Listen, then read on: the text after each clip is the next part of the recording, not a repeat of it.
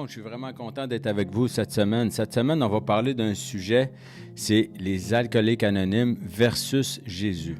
Vous allez voir que les alcooliques anonymes, c'est une grosse fraternité mondiale qui aide beaucoup et des millions de personnes qui ont réussi à être libérées, à devenir sobres, à vivre une vie, une meilleure vie parce qu'ils étaient enchaînés avec les problèmes d'alcool, que ce soit narcotiques anonymes, c'est des dépendances, ainsi de suite. On pourrait toutes les nommer CA, bref, GA, Gambler anonyme, bref, c'est des dépendances. Mais toutes ces fraternités-là tirent de la littérature alcoolique anonyme des AA, finalement, qui a été fondée en 1935 par Bill et Bob, Dr. Bob, dans la ville de Akron. Donc, ces deux personnes-là qui avaient d'énormes problèmes d'alcool à ce moment-là, puis un des amis de Bill à ce moment-là, qui était Abby, je crois, si je ne me trompe pas, lui avait présenté un programme.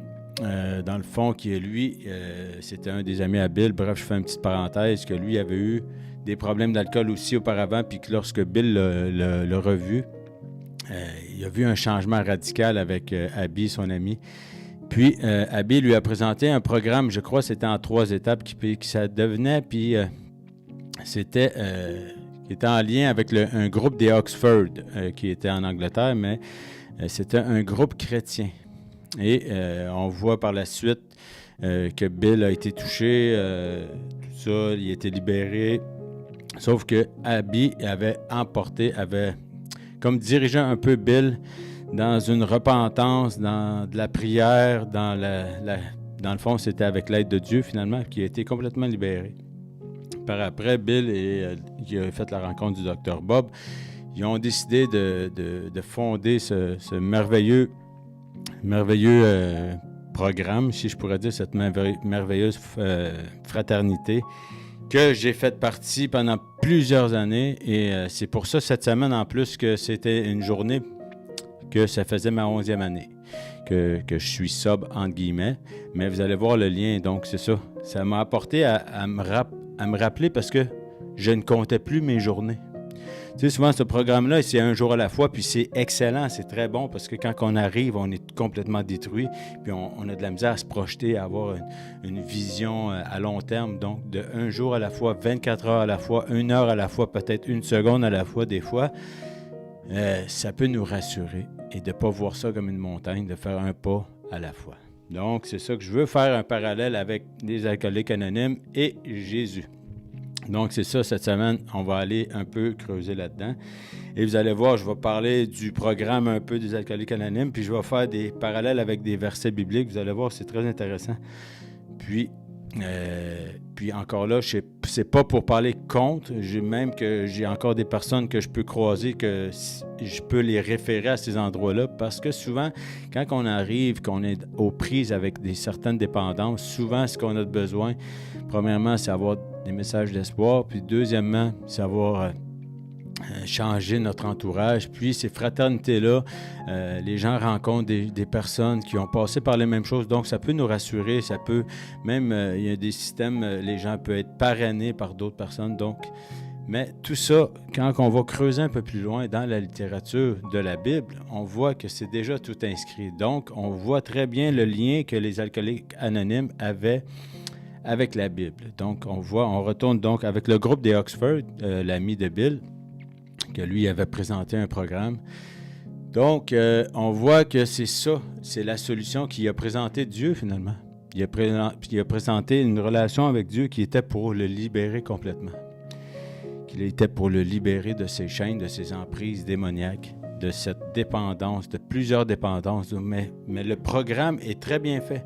Comme lorsqu'on va au début, dans les années 1935, dans les années 40, le taux de réussite chez les alcooliques anonymes était supérieur à 85%, à 90%. Et on voit que les gens étaient, dès leur départ, les gens les accueillaient, leur offraient un support, un café, une oreille, ils prenaient du temps avec eux, sauf qu'ils leur présentaient Dieu, tout simplement. Maintenant, ils savaient qu'ils avaient une décision à prendre, c'était radical. Et même qu'ils obligeaient j'ai entendu par des personnes qui disaient qu'il les obligeait à se mettre à genoux et à demander à Dieu, de l'aide à Dieu. Donc, on voit qu'il y avait un système comme, pas automatique, mais il était dirigé vers Dieu, donc la solution. Donc, on voit pourquoi le taux de réussite était très élevé, parce que c'était Dieu qui était au contrôle. Donc, gloire à Dieu. Puis, c'est ça que je veux aller là-dedans pour vous informer que, malheureusement, avec le temps, avec les années, la vie change. On voit, les années 40, les gens étaient plus religieux, tout ça, ça avançait plus. Mais finalement, Bill et Dr. Bob, mais Bill, il avait des idées de grandeur. Lui, il voulait que son programme soit mondial, que ça devienne très gros. Finalement, c'était un peu ce que Bill, il travaillait dans le milieu de Wall Street, donc il était dans les actions. Donc, c'était une personne très, comment je pourrais dire, mais il voulait comme expansionner son programme pour que ça fonctionne, puis éventuellement rapporter. Mais le Dr. Bob, gloire à Dieu, lui a toujours gardé les pieds sur terre. Il a encouragé à garder ses pieds sur terre, puis elle disait à Bob, garde ça simple. Il y avait des principes, en voulant dire, rajoute-en pas, garde ça simple, essaye de garder les pieds sur terre. Mais finalement, Dr. Bob est décédé. Et Bill, on voit qu'avec le temps, dans les années 70, le mouvement était énorme. Ça commençait des millions, des centaines de milliers de personnes étaient délivrées et ils pouvaient poursuivre une vie sobre, justement, 24 heures, un jour à la fois.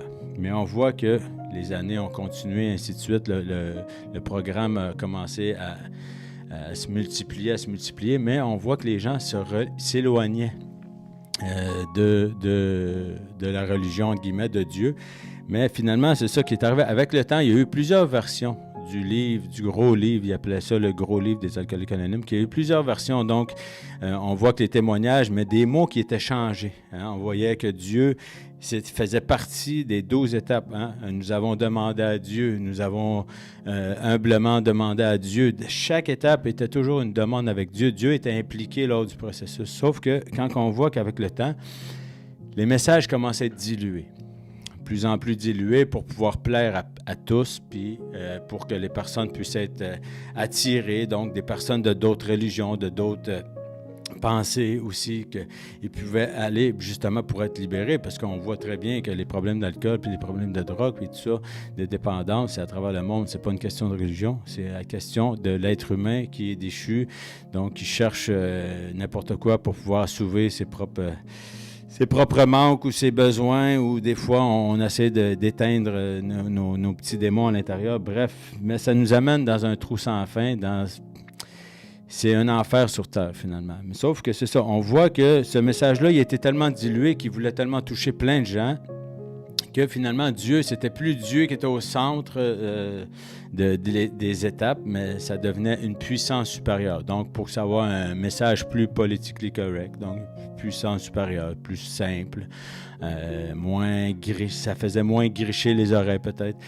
Mais on voit justement tranquillement le message dilué tranquillement, certains mots changés quand on voit la méthode, quand on lit la méthode des Alcooliques Anonymes, on voit très bien que la première méthode qui était lue avant chaque réunion, les gens allaient en avant, lisaient.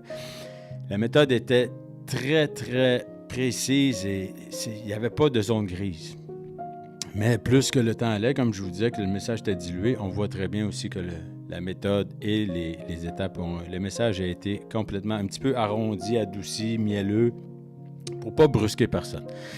Donc là, c'est quoi que les gens voulaient? Ils voulaient avoir des salles remplies, pouvoir, ça a devenu quasiment comme une business un peu. On voit, ils voulaient vendre de la littérature. Bref, mais l'idée principale, c'est qu'il y a toujours eu des gens qui ont été touchés, toujours eu des gens qui ont été libérés.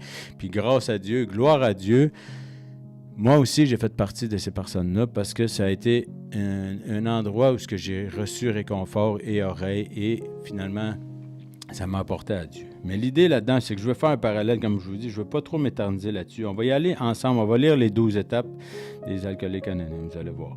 1, ça c'était avant qui est écrit. Nous avons admis que nous étions impuissants devant l'alcool et que nous avions perdu la maîtrise de notre vie.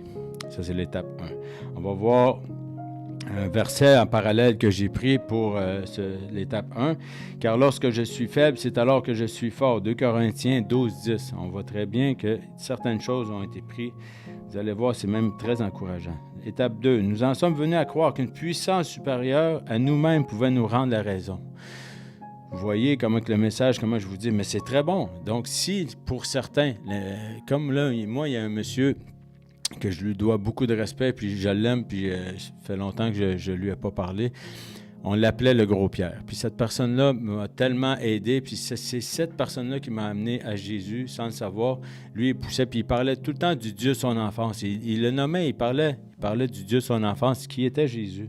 Donc, puis il voyait qu'il n'y avait pas de zone grise. Il dit une femme, lui, c'est une expression, il dit une femme est enceinte ou elle ne l'est pas. Il n'y a pas de gris, il n'y a pas... Lui, c'était tranchant. Puis même que des fois, ça faisait mal, mais on voyait que ça portait du fruit. Mais c'est la même chose. Quand on voit le Seigneur qui nous parle de certaines façons, des fois, il faut entendre. Il n'y a pas de zone grise. La vérité est claire. Donc, il n'y a pas de... On ne sait pas de se faufiler à travers les mots. Donc, on va aller avec l'étape 3. Nous avons décidé de confier notre volonté, notre vie aux soins de Dieu, tel que nous le concevions. Vous voyez ici, si on pourrait aller voir même au début, vous allez voir, je suis sûr qu'on irait voir au début, puis il est écrit, nous avons décidé de confier notre volonté, notre vie aux soins de Dieu. That's it. Il n'y a pas de tel que nous le concevions, parce que là, c'est quoi la conception de Dieu? Là, on rentre dans un débat. Pour toi, Dieu, c'est qui? Pour toi, Dieu, c'est quoi? Bien, Jésus, il y a juste un Jésus. Il n'a pas de 18 conceptions. Il y en a juste un. Merci et gloire à Dieu pour ça, parce que sinon, on serait encore dans un débat interminable. Donc, vous voyez ici, on pourrait dire que ta volonté soit faite par rapport à ou que c'est Dieu, de confier carrément sa vie à Dieu.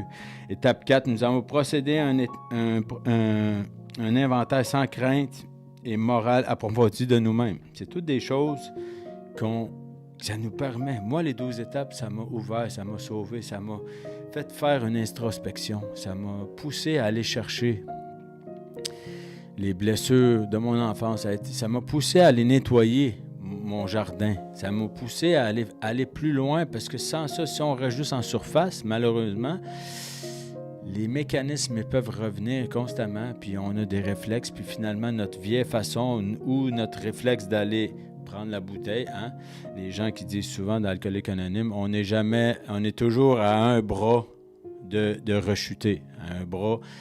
Mais vous allez voir tantôt, je vais vous apporter, parce que quand Jésus libère, il libère. Donc, on n'a pas à avoir peur de rechuter ou quoi que ce soit.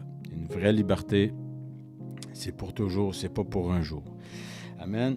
Donc, vous allez voir, je vais continuer rapidement en lisant les 12 étapes. Nous avons avoué à Dieu, à nous-mêmes, à un autre être humain, la nature exacte de nos torts. Donc, un autre verset. Confessez donc vos péchés les uns les autres. On voit ici que c'est rattaché. Donc, tu sais, on pourrait faire les 12, mais je vous invite à aller creuser. Mais je suis sûr que chaque personne qui est dans votre entourage, je suis sûr que chaque personne, peut-être qui écoute ça, a des personnes qui ont des problèmes avec l'alcool ou avec la drogue ou qui font peut-être partie de ces fraternités-là. Puis c'est pas, moi je suis pas en train de vous dire de quitter vos fraternités. Au contraire, restez là si ça vous fait du bien, gloire à Dieu. Mais l'idée principale, c'est que ce n'est pas, moi c'est où est-ce que je veux vous pousser votre réflexion, que ce n'est pas une puissance. Oui, c'est une puissance supérieure, mais c'est pas un choix. C'est pas tel que je le conçois. C'est pas un Dieu, le Dieu que je veux, ou moi, ça va être Bouddha, ou moi, ça va être Allah, ou moi, ça va être... Vous comprenez? Si on recule au programme qui fonctionnait très, très bien, avec un taux de réussite extrêmement élevé dans les années 40, où ce qui parlait de Jésus, où ce qui parlait de Dieu, c'était direct. Il n'y avait pas de tel que nous le concevions, il n'y avait pas de jaune-grise. Aujourd'hui, on peut regarder, puis même ça, c'est dernièrement, je peux vous dire, c'est des années 2010 environ, le taux de réussite était à environ de 3%. De 3%. Donc, les personnes qui vont chez les alcooliques anonymes, finalement, ils vont là. Oui, ils rencontrent des gens, ça leur fait du bien. Ils font un mois, une semaine, une journée, ils retournent à leur vomi, ils retournent, ils rechutent, ils reviennent sans arrêt. C'est malheureux. Pourquoi? Parce que la fondation de ce programme-là était basée sur Jésus. Maintenant, la fondation, il n'y a plus de fondation. Ce programme-là est assis sur du sable. Donc, les gens... ça ne peut pas durer. Malheureusement, c'est triste comme qu'est-ce que je vous dis, mais la réalité, c'est que Jésus est la fondation. Donc, si vous voulez vous asseoir sur Jésus, vous allez voir que vous allez être libéré. Vous n'avez pas besoin d'avoir peur de dire que 24 heures à la fois, aujourd'hui, je suis rendu à X années de sobriété. Donc, c'est pour ça, cette semaine, moi, c'était ma 11e année. Puis, je vais vous dire, je ne me rappelais même plus. Je me rappelais même plus. C'est un ami qui m'a dit « Hey, bravo, félicitations pour ton 11 ans. » Moi, je ne me rappelais plus parce que le Seigneur m'a libéré. Les dernières années, j'ai donné ma vie à Jésus, puis je suis concentré sur Dieu et sur Jésus. Donc ça, c'est parti. J'ai plus à marquer mes journées. J'ai plus à me concentrer sur peut-être que je vais tomber. Donc, si je me concentre sur le Seigneur, puis si je déclare, parce qu'il dit, celui qui est en Christ, c'est une nouvelle créature. Donc, on n'a pas à avoir peur de redevenir une autre personne. Si on est concentré, puis si on se nourrit, si on renouvelle nos pensées, mais on est une nouvelle créature. Donc, toutes choses anciennes sont passées. Donc, si maintenant je suis capable de filtrer toutes ces 12 étapes-là en mettant Dieu en premier, vous allez, l'étape 10, nous avons poursuivi notre inventaire personnel et promptement admis nos torts. C'est toutes des choses. Dès que nous avons pris conscience, verset, exemple, examinez-vous vous-même pour voir si vous êtes dans la foi. 2 Corinthiens 13, 5. Je suis capable de faire des parallèles comme ça sur chaque étape. Mais le but de ça, c'est que je veux vous dire que les dernières années que je faisais du mouvement, et c'est pas parce que les personnes qui étaient là, c'est des amis, c'est même des frères que je pourrais dire, c'est des personnes qui m'ont sauvé la vie. Puis je leur rends grâce, puis je suis vraiment dans la gratitude d'avoir rencontré toutes ces personnes. Il y en a tellement qui m'ont aidé justement à pouvoir me sortir du trou, de me sortir de l'enfer, de la dépendance, de la drogue et de l'alcool, qui m'ont aidé, qui m'ont tendu la main. Mais ces personnes-là, il y avait Jésus en eux. Sans le savoir, ils m'ont aidé à pouvoir me montrer une autre vie.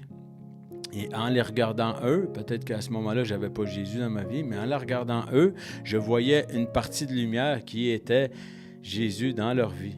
Donc, ils m'ont apporté un espoir à travers leur vie, à travers leur aide, qui ont passé du temps avec moi. Donc, vous voyez que, comme j'ai déjà dit, souvent, je peux encourager des personnes à aller là. Est-ce que je les rapporte à Jésus toujours? C'est essentiel. Puis, s'ils sont libérés, ils vont être libérés pour la vie. Sauf que s'il y en a qui vont là, je ne veux pas leur dire de quitter.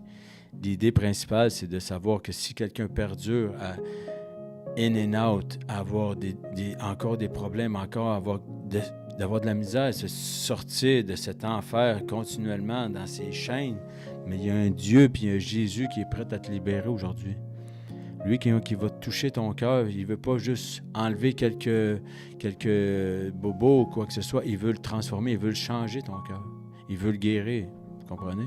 Il ne fait pas les choses à moitié. Alléluia.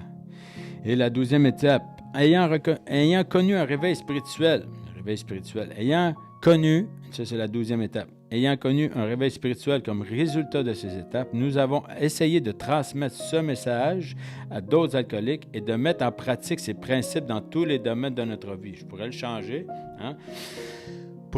Ayant connu une rencontre avec Jésus comme résultat de ma nouvelle vie, je vais essayer de transmettre ce message qui est Jésus, de mettre en pratique les principes que Jésus m'ordonne ou m'enseigne. À ce moment-là, vous allez avoir une nouvelle vie. Vous comprenez? Puis c'est d'aller transmettre à d'autres alcooliques, à d'autres personnes qui vivent dans l'enfer, qui ont besoin de ce message. Donc, ayant connu un réveil qui s'appelle Jésus, qui m'a attiré à lui, va pouvoir aller transmettre le message de Jésus pour que les gens puissent être attirés et venir être nettoyés, pour qu'ils suivent ses principes et ses ordonnances, pour qu'ils vivent une vie entière et complète. Quand il parle de liberté, la vraie liberté, c'est d'être libre en Jésus, d'être libre. Donc, plus quand je me lève, j'ai pas la peur de pouvoir retomber, la peur d'avoir la bouteille à une longueur de bras, ou la peur que si un de mes anciens amis que je consommais avec me rappelle, que j'ai la peur de voir le désir de retourner à ce que je faisais avant. Non, pourquoi? Parce que je mets les choses en pratique. Maintenant, je sais qui je suis. Donc, ces choses-là, comme je vous dis, puis c'est pour se détourner. Parce que souvent, on se renouvelle notre intelligence, mais on se renouvelle aussi avec nos paroles. Si je passe mon temps à dire, quand nous, on se présentait, bonjour, rabbi alcoolique, mais maintenant, je dis, non, bonjour, je suis rabbi. Je n'ai pas à me définir avec mon alcoolisme. Mon alcoolisme, c'était quelque chose qui me tirait vers le bas. Maintenant, moi, je suis rabbi et je suis enfant de Dieu. Quelque chose qui me tire vers le haut, quelque chose qui m'aide à me transformer de jour en jour. Mais je n'ai pas compté les heures. De gloire en gloire, des choses se transforment dans ma vie. Pourquoi? Pour que je puisse devenir un témoignage vivant, pour que les gens puissent voir la transformation, voir « Wow! Cette personne-là était dans la rue. Cette personne-là était dans la drogue. Cette personne-là, je n'y aurais pas donné 2 piastres. Cette personne-là, je n'y aurais même pas fait confiance. Mais aujourd'hui, je suis capable de lui faire confiance. Aujourd'hui, il marche la tête haute. Aujourd'hui, il y a des enfants. Aujourd'hui, il y a une femme. Il y a une famille. Il y a un travail. Il est respecté. Il y a une parole. Mais toutes ces choses-là, Dieu m'a redonné tout ça. Et Dieu va vous redonner la même chose. Donc, comme je veux vraiment mettre l'emphase là-dessus, c'est pas pour vous sortir de vos fraternités, parce que, gloire à Dieu, si ça peut vous aider, restez là. Mais mettez vos yeux sur, changez vos étapes. Dites, nous avons admis que Jésus, que Dieu, pas ma puissance supérieure, pas liberté, que je vais prendre qui fait mon affaire, quoi, parce que finalement, tu vas avoir un rétablissement de qu'est-ce qui fait mon affaire aussi. Une fois de temps en temps, ça marche, mais quand je n'en ai plus ou quand ça va bien, je me refais une santé, je retourne faire mes vieilles habitudes ou je retourne, mais là, j'ai perdu ma job, je vais aller faire une thérapie, ils vont me redonner ma job, je vais recommencer à consommer en pensant que j'ai le contrôle, mais finalement, c'est un cercle vicieux. On retombe toujours au même point. L'idée principale aujourd'hui, c'est que je veux vous encourager que si les personnes qui font ça, puis que ce soit alcoolique anonyme, narcotique anonyme, cocaïne anonyme, gambler anonyme, tous les dépendants affectifs anonymes, vous en voulez, je vais vous en trouver. Mais c'est toutes des choses anonymes. Mais c'est quoi qui est pas... Moi, je vais vous dire quelqu'un qui n'est pas anonyme, c'est Jésus. Jésus, il n'est pas anonyme. Puis Jésus, aujourd'hui, je vous le prêche, Jésus. Pourquoi? Pour que vous sortiez de votre anonymat, pour que vous puissiez aller prêcher. Jésus qui vous a libéré. Pas Jésus qui m'a libéré 24 heures, Jésus qui t'a libéré au complet. Parce qu'il ne veut pas que tu sois un demi-témoignage. Il veut que tu sois un témoignage vivant. Il veut te libérer pour que tu sois libre. Pour que tu sois rempli de lui, pour que tu puisses aller, que ça déborde, que tu puisses aller prêcher la bonne nouvelle à toute la création de Jésus en toi. Amen. Yes. C'est ça l'idée. L'idée, c'est, si vous voulez, puis comme je vous dis, je veux pas que les gens se sentent offusqués parce que je fais pas de comparatif. Les alcooliques anonymes, c'est une fraternité très solide qui ont aidé des millions et des millions de personnes.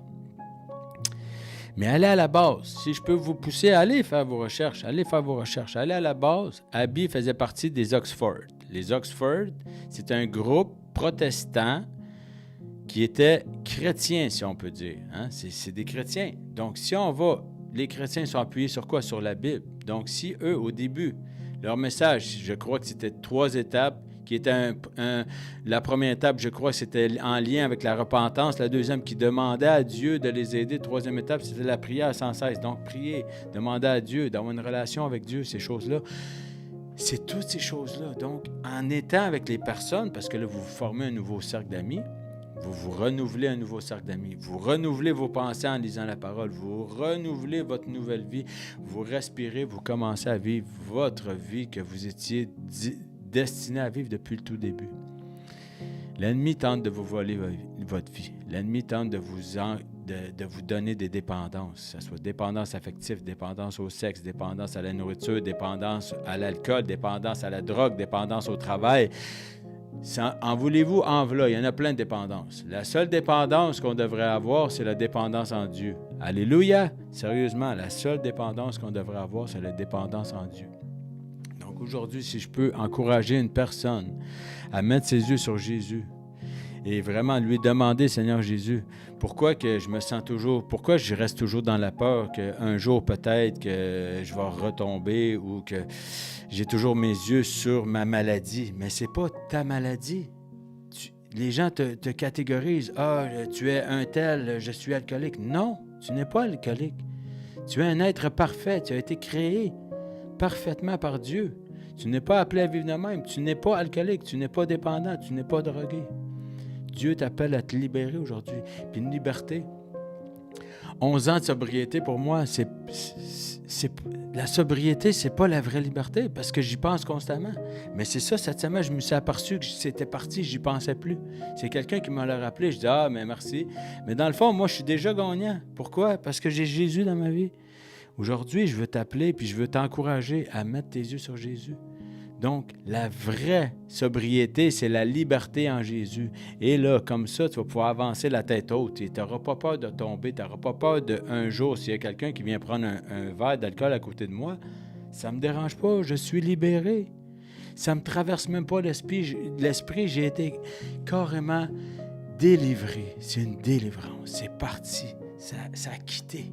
Ça ne fait plus partie de mon corps. C'est là le miracle de Jésus. Donc, je t'encourage à mettre tes yeux, que ce soit ta fraternité, va chercher plus loin les racines des alcooliques anonymes, puis vous allez voir que ça va vous apporter à Jésus. Faites vos propres recherches, vous allez voir que quand Jésus libère, il libère parce qu'il vous aime, il libère parce qu'il veut que vous soyez en pleine stature, en pleine assurance, rempli d'espoir, la tête haute, mais pas enchaîné dans la peur de peut-être qu'un jour je vais trébucher, retomber. Un jour à la fois, c'est des bonnes choses, il y a des bons slogans, c'est un jour à la fois, laisser vivre et laisser vivre. C'est des bons slogans, il n'y a rien de mauvais dans le programme, c'est pas ça que je suis en train de dire, mais il n'y a pas de zone grise. Concentrez-vous sur Jésus et vous allez être libérés de vos dépendances. Vraiment, je veux vraiment terminer avec une prière pour une personne. Merci Seigneur Jésus. Pour que la personne peut-être qui va écouter ça, merci Seigneur, qu'elle puisse voir que je ne suis pas là en train d'essayer de les confronter, quoi que ce soit. Merci Seigneur, mets ta main sur cette personne-là qui se demande peut-être pourquoi ça ne fonctionne pas, pourquoi j'ai encore de la misère, pourquoi je rechute, peut-être ça fait 15 fois que je rechute, peut-être pourquoi ça fait 10 thérapies que je fais, pourquoi, mais qu'il puisse te demander à toi tout simplement, qu'il te demande à toi tout simplement. Seigneur Jésus, mets ta main sur lui, montre-lui la vraie paix, la vraie liberté en toi, Seigneur Jésus. La paix qui prend soin, Seigneur Jésus. La paix qui libère des chaînes, les chaînes. La paix qui libère de la prison, de la dépendance, que ce soit toute forme de dépendance. La vraie paix qui libère, Seigneur Jésus. Merci, Seigneur, pour toutes ces personnes qui vont écouter, qui vont entendre, mais surtout qui vont aller dans le lieu secret, crier ton nom, Seigneur Jésus. Merci, Seigneur Jésus, parce que tu es le Dieu de l'impossible, mais que tu entends déjà leurs prières. Merci, Seigneur Jésus, de leur montrer, de leur faire un clin d'œil, de leur montrer que tu es là, que tu as entendu leurs prières, qu'il est temps qu'ils viennent vers toi, Seigneur. Amen, amen, amen. Merci, merci, merci. Puis soyez richement bénis, vraiment. Je veux vraiment que vous gardez à l'esprit. Puis je sais, comme je vous ai dit tantôt, que si vous avez dans votre entourage quelqu'un qui fait partie de ces fraternités-là, ou peut-être quelqu'un qui vous a peut-être déjà posé des questions, qui essaie d'arrêter, aller en thérapie ou ces choses-là, il n'y a rien de mauvais, ça peut vous aider. Mais la vraie solution, la vraie liberté, s'appelle Jésus-Christ. Alléluia, merci, puis je vous souhaite vraiment une belle semaine. Soyez bénis.